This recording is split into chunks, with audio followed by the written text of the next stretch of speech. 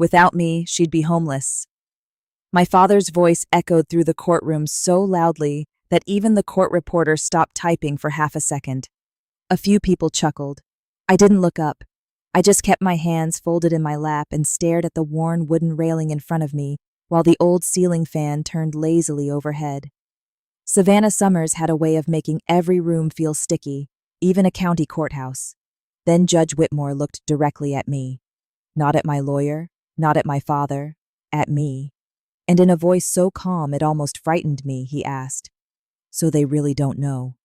The room went still. My father's attorney blinked hard.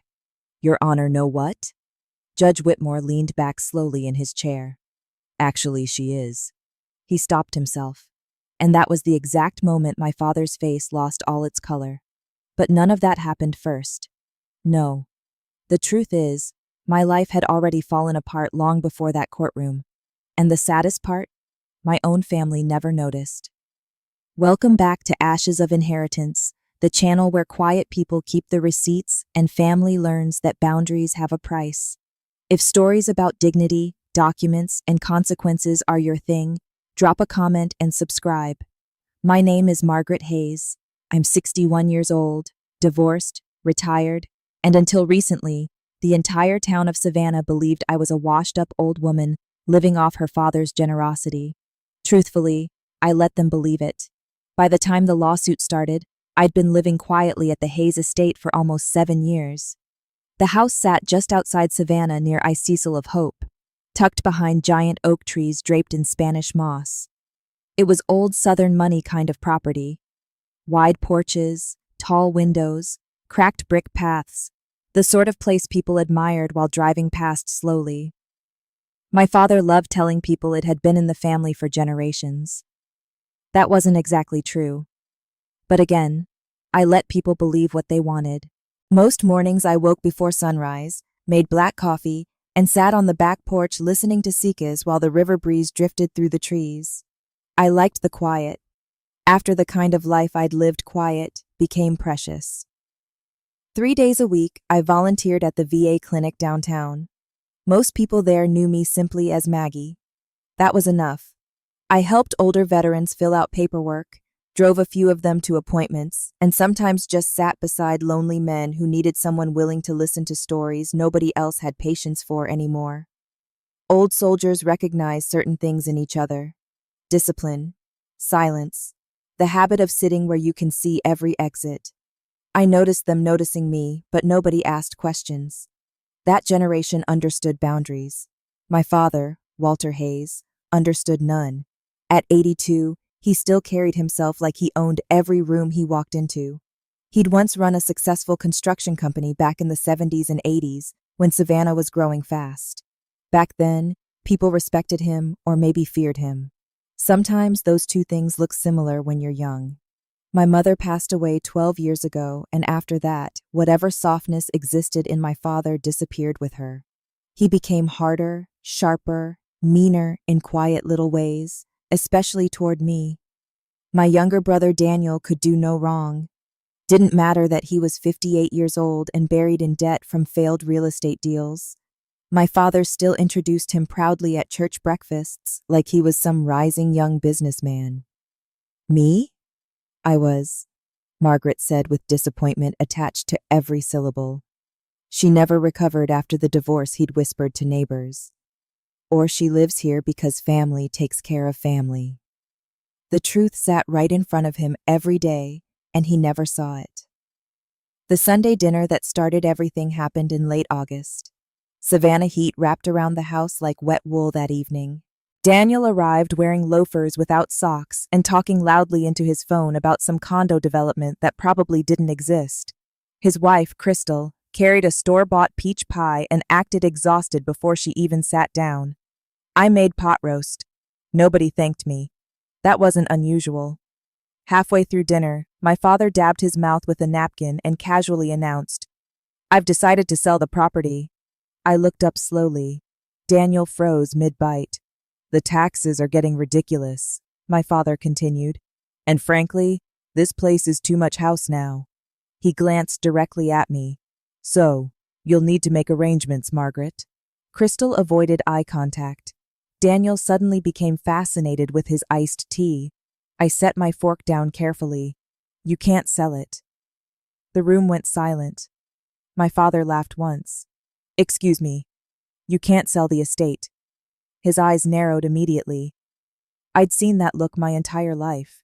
It always appeared right before he decided someone needed humiliating. I think I know what I own. I held his stare calmly. No, you don't. Daniel finally jumped in nervously. Come on, Maggie.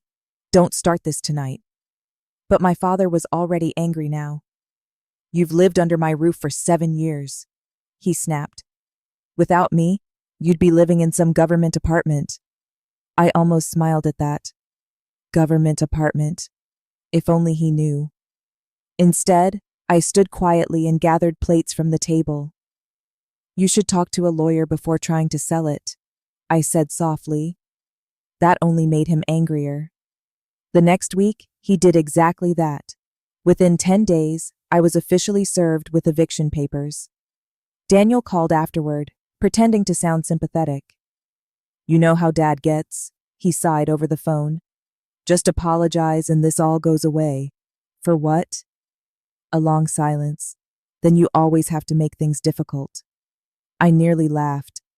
At my age, you start recognizing patterns clearly. Families create roles for each person, and once they do, they cling to those roles even when reality changes. Daniel was the golden son. I was the disappointment. Nothing not success, sacrifice, or truth was allowed to interrupt that story. The lawsuit spread through Savannah faster than summer thunderstorms. At the diner near Waters Avenue, people whispered when I walked in. Poor Margaret living off her father. Probably mentally unstable after the divorce. I heard it all and I let them talk. Because after 30 years in military intelligence, I'd learned something important. People reveal themselves fully when they think you're powerless. 2 weeks before the first hearing, I stopped by the courthouse to file paperwork with my attorney, Patricia Hale. Patricia was 73 years old, sharp as broken glass, and one of the few people in Georgia who knew the full truth about me. As we entered the courthouse lobby, an elderly bailiff looked up from his desk. The second he saw me, his posture changed instantly. Straight spine, squared shoulders. Good afternoon, ma'am, he said quietly. Not Miss Hayes, not Margaret. Ma'am. Patricia noticed my father standing across the lobby with Daniel. They noticed it too. And for the first time since the lawsuit began, I saw uncertainty flicker across my father's face, only for a second. Then his pride swallowed it whole. The first court hearing took place on a Tuesday morning in September, right after a week of heavy rain. Savannah smelled like wet pavement and magnolia trees that morning. The courthouse steps were slick, and reporters from the local paper had already gathered outside by 8 o'clock. Small-town people love embarrassment almost as much as they love church, especially when the embarrassment belongs to someone else. I arrived alone in my old blue pickup truck wearing a plain gray suit I'd owned for years. No jewelry except my wedding ring, which I still wore even after Harold passed. Some habits stay with you longer than grief. Across the street, I noticed my father immediately. Walter Hayes stood near the courthouse entrance, shaking hands like he was campaigning for mayor. Daniel hovered beside him, carrying folders and coffee cups, trying too hard to look important. My father spotted me and smirked, that same expression he'd worn my entire childhood whenever he believed he was winning.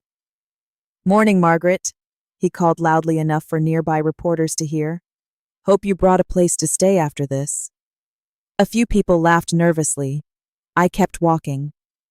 One thing military service teaches you is how to survive humiliation without reacting emotionally. If you respond to every insult, eventually your enemies control your heartbeat. Patricia Hale met me inside near the security checkpoint. She carried one leather briefcase and looked completely unimpressed by the crowd gathering around the case. You sleep at all? She asked quietly. Enough? She studied me for a moment. You still have time to end this peacefully. I almost smiled.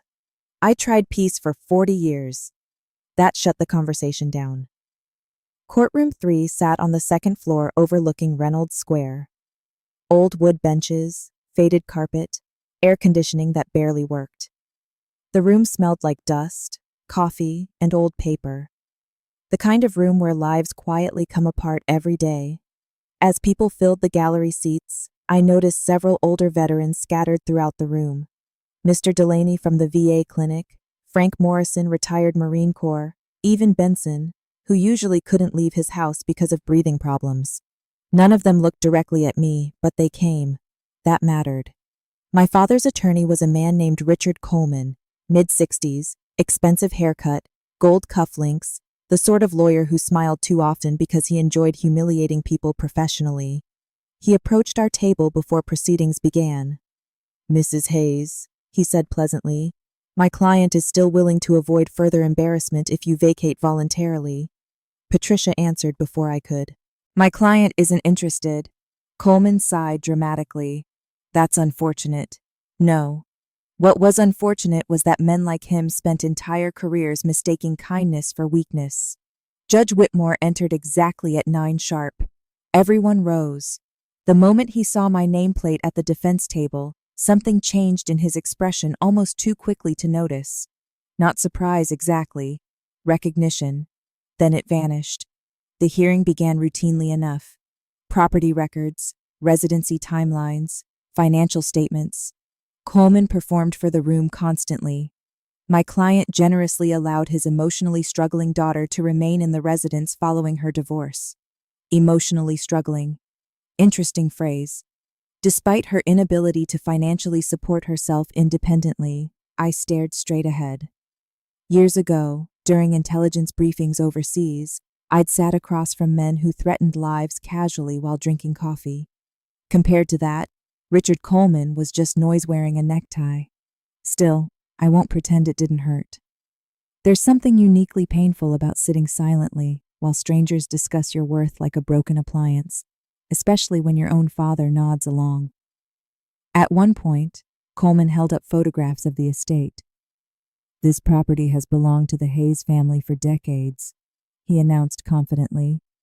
"Mr. Hayes paid taxes, maintenance costs, and utilities, while his daughter contributed essentially nothing." The judge glanced briefly toward Patricia. She didn't move, didn't object, didn't even blink. That unsettled him more than an argument would have.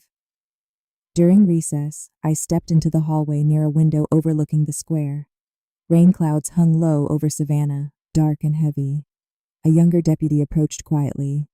"Excuse me, ma'am." I turned. He looked nervous. "Judge Whitmore asked me to make sure you're comfortable if you need anything." I studied him carefully. Young, maybe 35, former military too. "Judging by posture alone, I'm fine," I said. He hesitated before nodding respectfully. "Yes, ma'am." Across the hallway, Daniel watched the exchange with confusion written all over his face. Good. For the first time, tiny cracks were appearing in the story they'd built about me. At lunch, Patricia and I walked to a small diner 2 blocks from the courthouse. No reporters followed us. They preferred louder people. Patricia ordered tomato soup. I drank coffee. Finally, she asked, "You nervous about the case number? About what happens after?" That question sat heavier because she understood something important. The courtroom wasn't the painful part. Truth was, I looked out the window at passing traffic. My father built his entire identity around being the strong one, and men like him don't survive humiliation. Well, Patricia stirred her soup slowly. He made his choices. Maybe. But when you spend your whole life protecting people, even the ones who hurt you, it becomes difficult to stop. That afternoon, court resumed with testimony from Daniel. Watching my younger brother lie under oath felt strangely exhausting. "She's always depended on Dad," he claimed carefully, emotionally and financially. I almost interrupted then. Almost because 20 years earlier, Daniel had called me crying from a casino parking lot in Biloxi after losing nearly everything gambling, and I'd wired him $4,000 before sunrise. No lectures, no humiliation, no conditions. Family protects family. At least that's what I believed back then. When Daniel finished testifying, he avoided looking at me completely. Cowardice often looks like confidence until pressure arrives. Near the end of the hearing, Judge Whitmore reviewed preliminary documents quietly from the bench. Then suddenly he paused. A long silence filled the courtroom. He adjusted his glasses slowly while reading one particular page. Then he looked directly at me. Not hostile, not curious, respectful. My father noticed it immediately. "Your Honor?" Coleman prompted nervously. Whitmore closed the file. There appeared to be additional ownership records requiring verification. Coleman frowned. "We already submitted complete documentation." "Apparently not." The room shifted uneasily. My father leaned toward his lawyer, whispering angrily. Judge Whitmore continued calmly. "I'm scheduling another hearing in 2 weeks." Coleman stood quickly. "With respect, Your Honor, this is a straightforward eviction matter." The judge's expression hardened instantly. "No," he said quietly. Then he glanced toward me again. "It may not be." That sentence followed us all the way out of the courthouse. Outside, reporters crowded around my father asking questions. He smiled confidently for cameras, pretending nothing had changed. But I noticed something others didn't. For the first time since filing the lawsuit, Walter Hayes looked uncertain, just uncertain enough to be afraid. The second hearing drew twice as many people. By then, Savannah had turned the whole thing into entertainment. At the grocery store, strangers stopped talking when I passed. At the diner near River Street, people whispered behind coffee cups. Even at church, I caught older women glancing at me with pity that felt heavier than judgment. Poor Margaret losing her home, suing her own father. Nobody knew the truth. And after a while, I started wondering if maybe I preferred it that way. The morning of the hearing, rain hammered the roof of the estate before sunrise. I stood on the back porch with a cup of black coffee, watching water collect along the brick paths. The oak trees swayed slowly in the wind. That house had survived hurricanes, floods, and 3 generations of bitterness. Funny thing was, the house itself had never really belonged to the Hayes family at all. At 8:30, Patricia arrived to pick me up. "You ready?" she asked gently. "No," I admitted. She nodded once. "Good means you're still human." The courthouse looked different that morning. Crowded, tense. 2 local news vans sat outside near the entrance and reporters clustered beneath umbrellas waiting for my father to arrive. Walter loved attention. Even now, at 82 years old, he still straightened his shoulders whenever cameras appeared. Daniel stepped out behind him wearing an expensive suit he probably couldn't afford. My father spotted me across the street and smiled coldly. That smile disappeared exactly 43 minutes later. Courtroom 3 filled early. Retired neighbors, curious strangers, veterans from the VA clinic. Even a few local attorneys came just to watch. Patricia organized paperwork calmly beside me. "You don't have to say more than necessary," she reminded me. "I know. Once this starts, there's no putting it back." That part sat heavily in my chest, because despite everything my father had done, some part of me still wanted to protect him from humiliation, which says more about me than him. Judge Whitmore entered right at 9 o'clock. The room rose. He looked unusually serious that morning. Richard Coleman began aggressively trying to regain control before Patricia could speak. "Your Honor, this case has already wasted enough taxpayer time," he announced loudly. "The facts remain simple. Mr. Walter Hayes owns the property. His daughter resides there without legal standing." The judge said nothing. Coleman continued confidently. "We've provided tax records, maintenance receipts, utility bills, submitted by whom?" Patricia interrupted calmly. Coleman frowned by the property owner. Patricia slid a folder across the table. "That assumption appears to be incorrect." The courtroom shifted quietly. My father crossed his arms immediately. "What nonsense is this?" Patricia stood. I'd known her almost 15 years and I'd never seen her nervous once. "Your Honor," she said evenly, "the estate known as Hayes Manor was purchased in 1998 under a private defense trust registered in Virginia." Coleman laughed outright. "That's impossible." Patricia ignored him completely. The trust's sole financial contributor and controlling beneficiary is Margaret Hayes. Silence. Not normal silence. The kind that physically changes a room. My father blinked hard. What? Daniel stared at me like he'd never seen me before. Coleman recovered first. This is some kind of clerical error. It is not, Patricia replied. She handed additional documents to the bailiff. Judge Whitmore reviewed them carefully. And then something happened I will never forget. The old bailiff standing beside the bench glanced down at my name on the paperwork and subtly straightened his posture. Military. Instantly recognizable. Across the gallery, I noticed Frank Morrison from the VA lower his eyes quietly. A few veterans already understood exactly where this was heading. Coleman kept talking rapidly. Now, even if some trust exists, that doesn't explain. Judge Whitmore interrupted softly. It explains quite a lot. My father leaned forward angrily. Margaret doesn't have that kind of money. Nobody answered him immediately. Because the truth sounded absurd if you'd spent your whole life underestimating someone. Patricia opened another folder. For 31 years, she said calmly. My client served in United States Naval Intelligence. The room froze. Daniel whispered. What?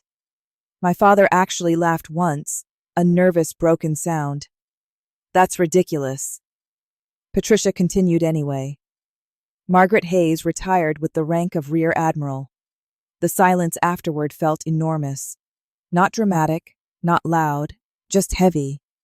I kept my eyes on the table because suddenly everyone in the courtroom was staring at me, not with pity anymore, with shock. Judge Whitmore looked directly toward the gallery. As some of these records remain partially classified, he said carefully, this court will not discuss operational details. Operational details? That phrase landed differently. You could feel it. My father's face had gone completely pale now. Daniel looked physically sick. Coleman tried speaking again, but stumbled over his own words. Your Honor, surely military service has nothing to do with property ownership. No, Whitmore replied quietly, but integrity does. The courtroom stayed perfectly still, and for the first time in my life, I saw my father afraid of me. Not because I'd threatened him, not because I'd yelled, but because the story he built about me was collapsing in public, piece by piece. Patricia continued presenting financial records, trust statements, purchase agreements, wire transfers. Every document led back to me. The estate had never belonged to Walter Hayes, not legally, not financially, not once. 26 years earlier, after my second overseas deployment, I purchased the property through a protected trust because my father's construction company was collapsing under debt. He never knew. I made sure of that. At the time, preserving his pride seemed kinder than exposing his failure, so I let him pretend. For decades, my father shook his head slowly. No, this can't be right. I finally spoke quietly. It's right. The sound of my own voice startled him more than the documents did. Walter stared at me with genuine confusion now. You bought this house? Yes. Why would you do that? That question nearly broke my heart because he truly didn't understand. I looked at the old man sitting across the courtroom from me and remembered every Christmas my mother tried keeping peace between us. Every phone call I answered in the middle of the night. Every debt quietly erased. Every humiliation swallowed. Because you were my father, I said softly. His eyes filled instantly. But the hearing wasn't finished. Patricia calmly revealed more. The medical bills after my mother's cancer treatments, mine. Daniel's business bailout 15 years earlier, mine. The back taxes that saved the estate from seizure during the recession, mine. Every time disaster struck, the Hayes family invisible hands had protected them. My hands. And still somehow I became the disappointment. The room no longer looked at my father with admiration, only discomfort, maybe shame. Judge Whitmore finally removed his glasses and rubbed his eyes tiredly. Then he looked directly at Walter. "Mr. Hayes," he said quietly, "I would strongly advise against continuing this action."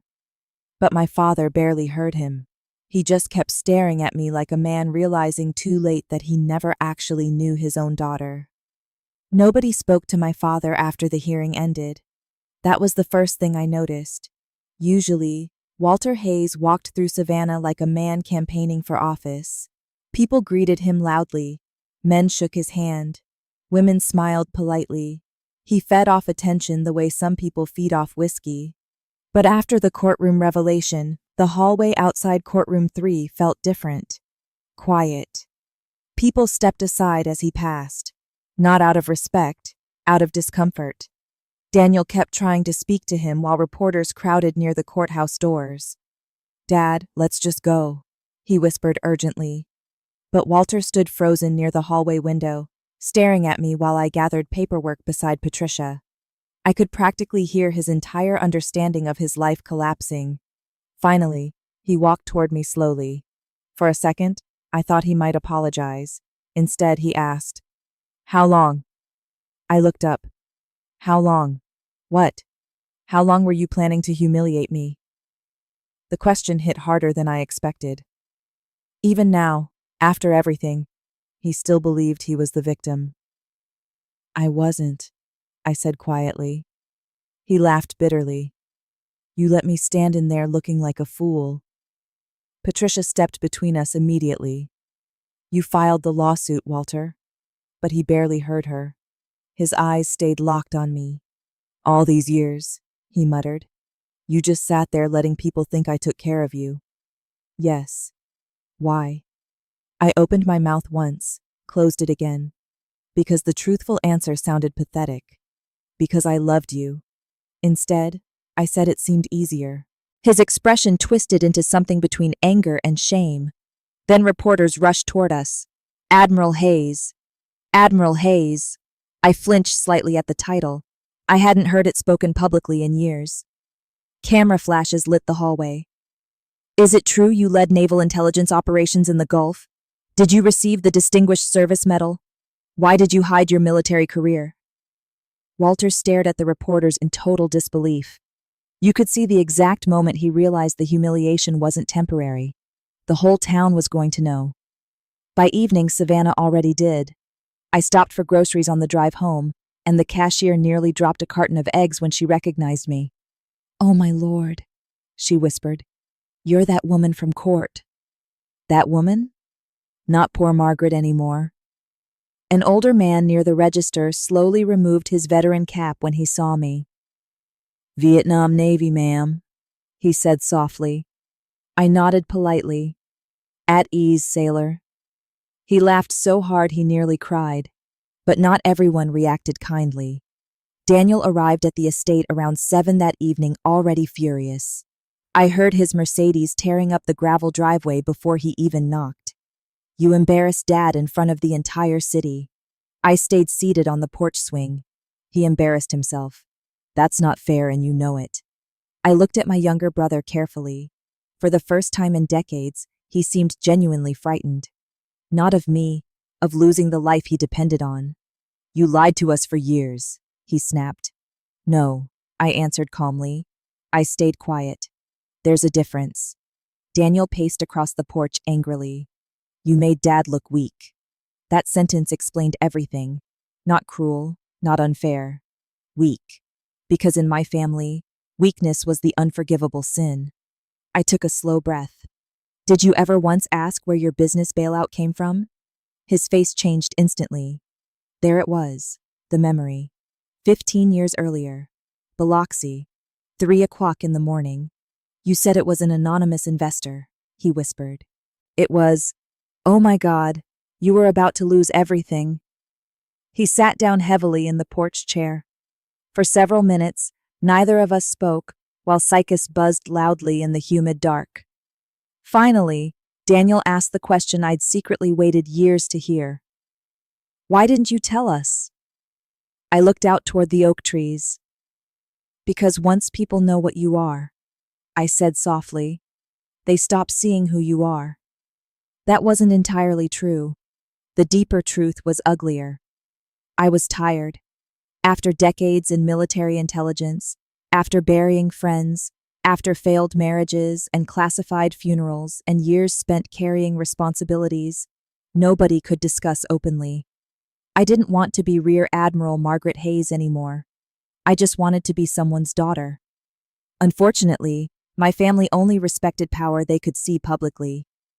The next morning, reporters camped outside the estate gates. By afternoon, old photographs surfaced online. Me in uniform beside Navy officials. Me standing near aircraft carriers. Me receiving medals at ceremonies I barely remembered. The town lost its mind. At the VA clinic, veterans who'd barely spoken to me before now stood awkwardly whenever I entered the room. I hated that. Respect based on rank always felt emptier than respect earned quietly.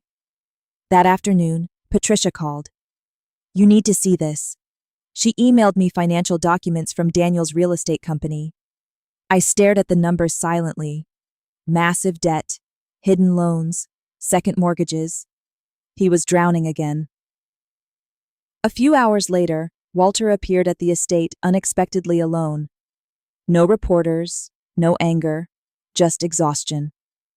I found him sitting in the backyard near the garden my mother planted 30 years ago. For a long time, neither of us spoke. Then he asked quietly, "Was any of it real?" I frowned slightly. "What?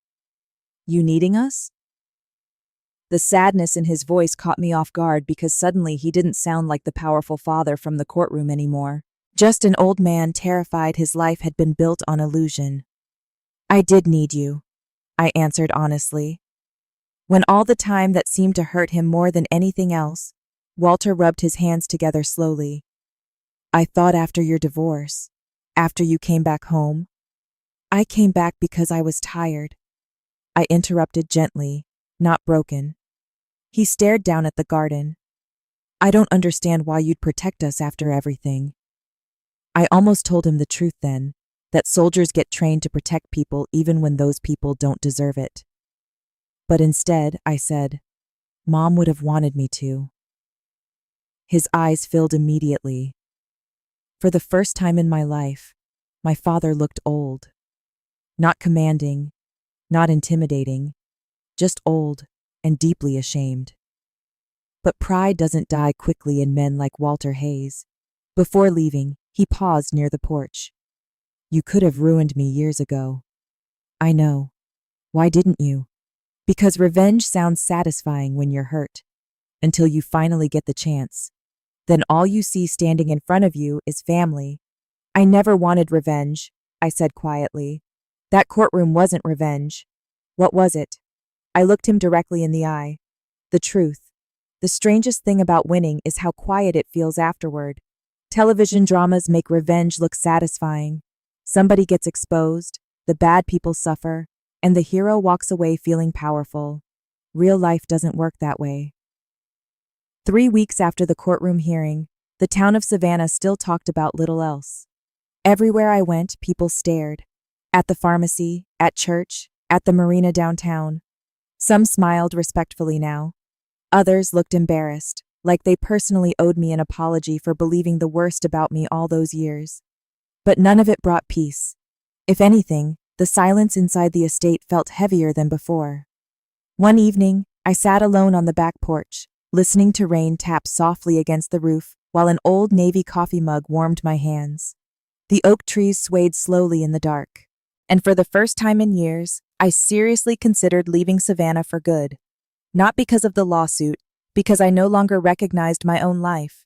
By then, newspapers had published nearly everything they legally could about my military career. Local woman revealed as retired Rear Admiral. Secret naval career stunned Savannah courtroom. I hated every headline. People suddenly treated me differently. Strangers thanked me for my service in grocery aisles. Men who once ignored me at community meetings now shook my hand too firmly. Respect based on revelation always feels strange when you spent decades invisible. At the VA clinic, things changed. Most of all, the older veterans looked at me differently now, not with fear, with understanding. One Thursday afternoon, Frank Morrison cornered me near the coffee machine. Frank had served 2 tours in Vietnam with the Marines and spent most days complaining about government paperwork. "You know," he muttered, "you should have told people." I smiled faintly and listened to everyone salute me for 20 years. Better than letting your old man treat you like dirt. That landed harder than he realized. Frank leaned against the counter carefully. "Men like your father," he said quietly. "They don't know what to do with daughters who become stronger than them." I looked away because deep down I knew he was right. My father still hadn't fully recovered from the public humiliation. Walter stopped attending church breakfasts, stopped golfing, stopped meeting friends downtown for coffee. Savannah is a small enough city that shame travels faster than forgiveness. People talked, especially older men. Some secretly admired him for standing up to his daughter. Others thought he was a fool for humiliating a decorated officer publicly. But regardless of opinion, Walter Hayes became a story people whispered about, and proud men rarely survive whispers well. Daniel's situation unraveled even faster. Without realizing it, he'd spent years building his life around invisible financial safety nets I quietly provided. Once I stopped covering emergencies, overdue loans began surfacing everywhere. One Friday evening, he arrived at the estate looking exhausted. Not angry this time, broken. His expensive Mercedes was gone. Instead, he drove an old rental car with a cracked windshield. I found him standing awkwardly near the porch steps. "You busy?" he asked quietly. "Never too busy for family." The words almost made him cry. We sat outside while the evening sun disappeared behind the trees. Finally, he admitted everything. The gambling, the loans, the fake business deals, the second mortgage on his house. Listening to him felt like listening to a much younger version of my father. Pride, fear, performance, men exhausting themselves, pretending they're stronger than they are. "I thought I could fix it before anyone noticed," Daniel whispered. "That usually makes it worse." He nodded slowly. Then came the question I knew was waiting. "Did you really pay off my casino debts?" "Yes." "Why?" I stared out across the dark lawn because Mom called me crying. Daniel covered his face with both hands. For a long time, neither of us spoke. Then he said something I never expected to hear from my younger brother. "I think Dad hated you because you never needed his approval." I let that sit quietly between us, because the truth was more complicated. I had needed his approval once desperately. Back when I was 23 and leaving for my first naval assignment overseas, I waited all night hoping my father would tell me he was proud of me. He never did. After a while, disappointment becomes familiar enough that you stop fighting it. 2 days later, everything changed again. Around midnight, Patricia called my cell phone. "Margaret," she said immediately, "your father's in Memorial Hospital." I stood up so quickly my coffee spilled across the kitchen counter. "What happened?" "Minor stroke. Daniel found him collapsed in a motel room." Motel room. That word hit me hard. After the lawsuit embarrassment, Walter quietly moved out of the estate rather than face me every day. Pride again. He rented a small room near Highway 80 instead. At 82 years old, alone, I drove to the hospital through pouring rain. Daniel sat outside the emergency wing looking completely shattered. He kept saying he didn't want charity. He whispered when he saw me. My chest tightened painfully because even now, after everything, my father still believed accepting love made him weak. The hospital room smelled like antiseptic and stale air conditioning. Walter looked smaller somehow, lying in that bed, older, fragile. For a moment, I didn't see the angry man from the courtroom. I saw my father teaching me how to ride a bicycle when I was 6. Time is cruel that way. Walter opened his eyes slowly when I entered, and to my surprise, tears formed immediately. "I'm sorry," he whispered. Just that. No excuses, no speeches, no pride. I sat beside the bed quietly. "You don't have to talk right now." "Yes, I do." His voice cracked badly. "All those years," he whispered, "you were protecting us." I looked down at my hands. You were my family." Walter began crying openly then, the kind of crying older men usually spend entire lives trying to avoid. "I punished you for becoming everything I never was," he admitted weakly.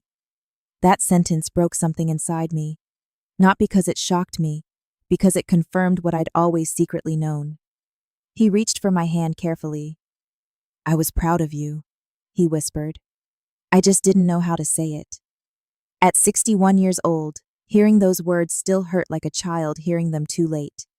But sometimes too late is still enough to matter. Winter arrived slowly in Savannah that year. The oak trees around the estate stood bare and quiet, their branches stretching over the property like old hands reaching toward memory. For the first time in decades, the house no longer felt heavy with tension. It felt peaceful. Not perfect, but peaceful. My father came home from the hospital 3 weeks before Christmas. Not to reclaim the estate, not to argue, just to recover. I converted the downstairs study into a bedroom for him because climbing stairs had become difficult after the stroke. At first, he resisted every small kindness. Proud men often do. "I can manage myself," he muttered the first morning I brought him coffee.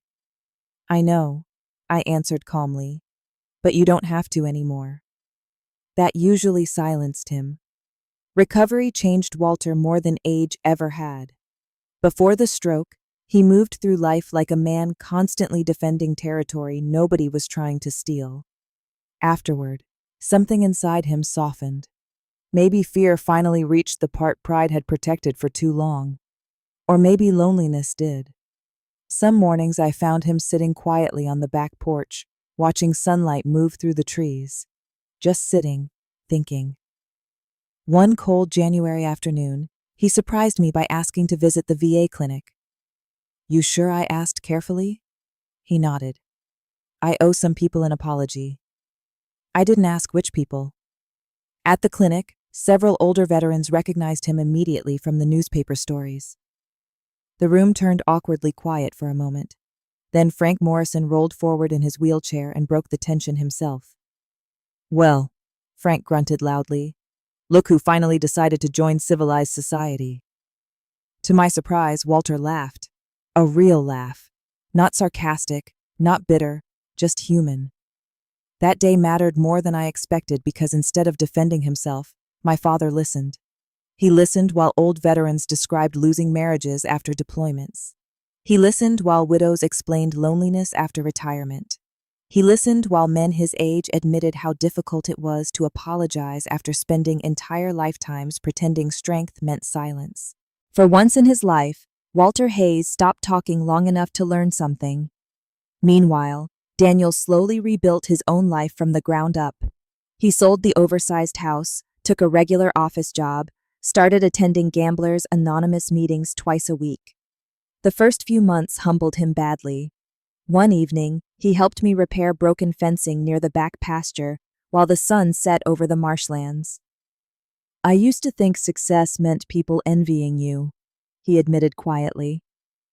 "And now," he hammered another nail into the fence post before answering, "now I think peace is probably worth more." That sounded like growth. Real growth usually arrives painfully. By spring, the estate itself had begun changing too. For years, the property existed mainly as a symbol: wealth, family, pride, status. I didn't want that anymore. So, with Patricia's help, I established the Hayes Veterans Retreat, a nonprofit program offering temporary housing and support for older veterans, widows, and seniors facing financial hardship. Not luxury, just dignity. Simple rooms, warm meals, quiet safety. The first residents arrived in March. An Army widow from Mon, whose son lost her retirement savings. A retired mechanic living in his truck after medical bills destroyed him financially. An elderly Navy nurse with early Parkinson's and nowhere else to go. Watching them settle into the estate changed the atmosphere completely. For the first time, the house finally became useful instead of impressive. My father helped more than anyone expected. At first, he repaired furniture simply to stay busy.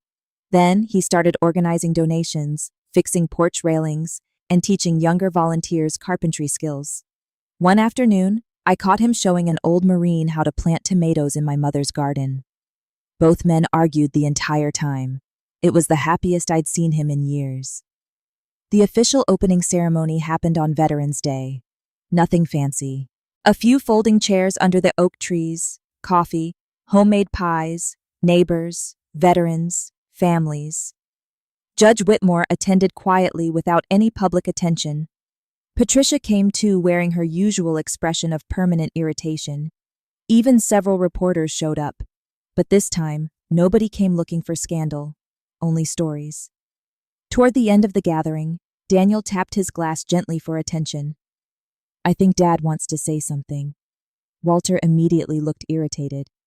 I told you not to do that. A few people laughed softly, but then my father stood slowly from his chair, leaning slightly on a cane now. The crowd grew quiet. Walter looked at me for a long moment before speaking. My daughter spent most of her life protecting people, he said carefully, including people who didn't deserve it. I felt my chest tighten immediately. He cleared his throat. For years, I introduced Margaret as someone who needed help. He paused. The truth is, she's the strongest person I've ever known. Nobody spoke. Even the wind seemed quieter somehow. Walter looked embarrassed by his own honesty, which made it even more meaningful. Then, he added softly, and I wasted too many years being too proud to admit it. I walked over and hugged him before he could say anything else. He held on tightly. Old men who spent entire lives avoiding emotions sometimes hold hugs differently once they finally surrender to them. Later that evening, after everyone left, I sat alone on the back porch, watching sunset fade through the Spanish moss. The estate glowed softly behind me, full of voices, laughter, and life again.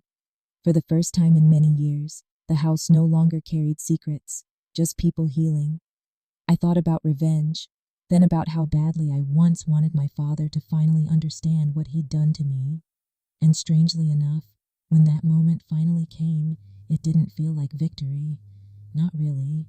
Victory would have been having a father who loved openly from the beginning. But life rarely gives us perfect endings. Sometimes it only gives us honest ones. If there's anything this story taught me, it's that the quiet people in life are often carrying the heaviest burdens. The ones overlooked at family dinners, underestimated in courtrooms, or dismissed because they don't brag about themselves. Those are often the people holding entire families together silently. So, if someone in your life loves quietly, notice them. And if pride has kept you from saying the words someone deserves to hear, don't wait as long as we did. If this story touched your heart, share it with someone who still needs reconciliation while there's time. And if you believe dignity, forgiveness, and quiet strength still matter in this world, I hope you'll stay for the next